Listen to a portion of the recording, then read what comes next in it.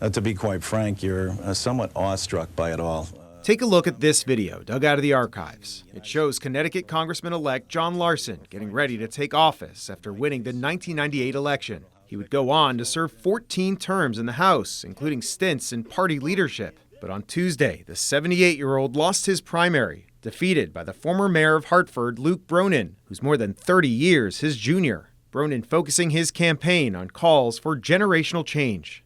Larson is just the latest in a string of incumbents to lose their primaries this year. So far, 11 members of the House, 8 Democrats and 3 Republicans, have failed to win renomination. It's the most primary losses by House incumbents in a non-redistricting cycle since 1970. This is unprecedented. Debbie Mucarsel-Powell is a former member of Congress from Florida and a political professor at the George Washington University. She says that there's been a shift in voter sentiment towards candidates calling for change. So you're seeing the rise of populism on the left and also on the right.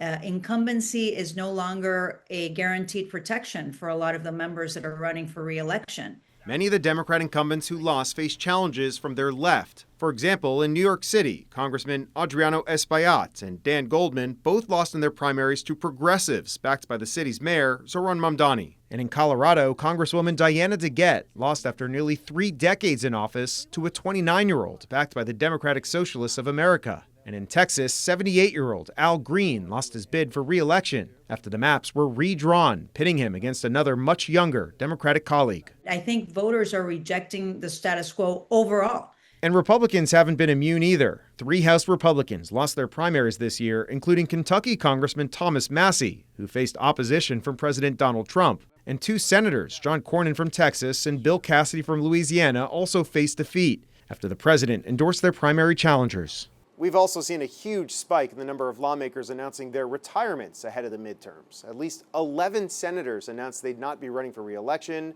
and at least 60 House members called it quits. That's the most in over 3 decades. Reporting here in Washington, I'm Evan Koslof for Spectrum News.